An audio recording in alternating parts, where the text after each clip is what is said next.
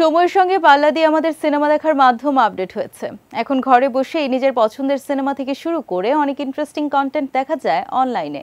So viewers, আপনাদের এবার জানাবো ওটিটি আপডেট।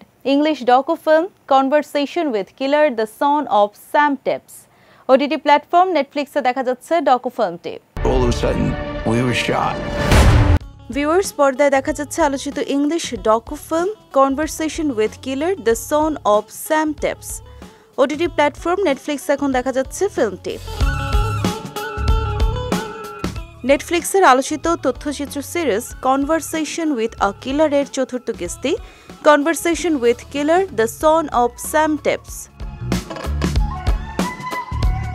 এবারের পর্বে দেখানো হয়েছে 1970-এর দশকে নিউ ইয়র্কের ক্রমিক খুনি ডেভিড বার্কোউইটজের প্রভাব।